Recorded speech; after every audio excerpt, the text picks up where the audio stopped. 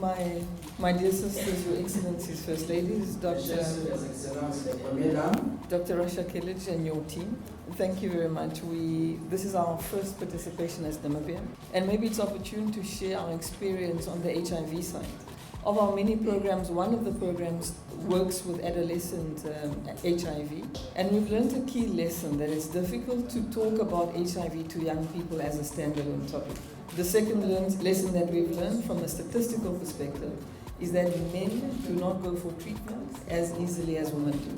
The third lesson around taboo and HIV is that you cannot have it as a standalone health service. It has to be part of integrated services. I share these three lessons because I think when it comes to infertility, the same is absolutely true. So what we'd like to do is really use our experiences and our platforms that we're currently engaging and incorporate infertility into that discussion. I think it was my sister from Ghana and a few other of my sisters who mentioned the problem around stigma and infertility, and why in African countries the social and the cultural issues and the value we attribute to children makes infertility such a difficult topic to discuss. I think as women, all of us know that when we got married, the first advice you get from your relatives is make sure you have a baby. As we all associate that a marriage cannot be solid if you don't have your own children, especially if he has children with somebody. We all know this not to be true, but the stigma and the pressure that comes with that sentiment is profound. So we know that infertility is not just a health issue, it's also a social issue. And part of fixing it is really ensuring access to quality reproductive health for not only women, but for men as well.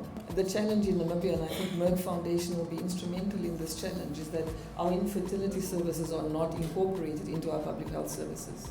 And the consequence of that is that we do not have any statistics around infertility in Namibia. The only statistics we have are private health facilities that are very expensive and not accessible to the poor. So in addition to the stigma, there's also a lack of data. And that is really a critical aspect that we need assistance on. The lack of a legal framework is another challenge, and it's good to see that Merck Foundation does give support in that respect. And Dr. Kelledge, you'll be very happy to hear that we are busy with a policy framework in Namibia so that we can start on the issues around infertility.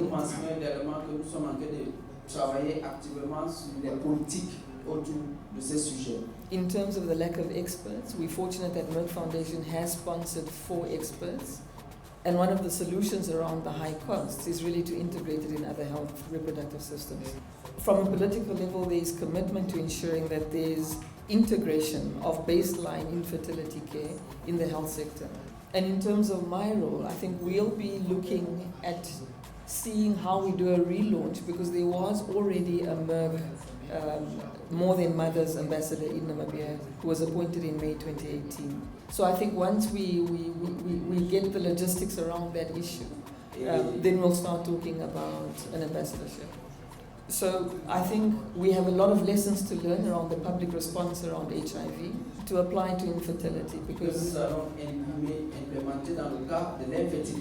and one of them is really to make sure that we do screening. So the same time that we do cancer screening, we do HIV screening, we also do infertility screening, as well as screening of sexually transmitted.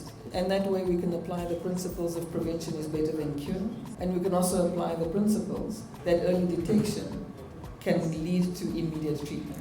So I look forward to this opportunity to listen to my fellow sisters who are deeply engaged in the issue, as I think we have a lot to learn. Thank you very much. Thank you very much.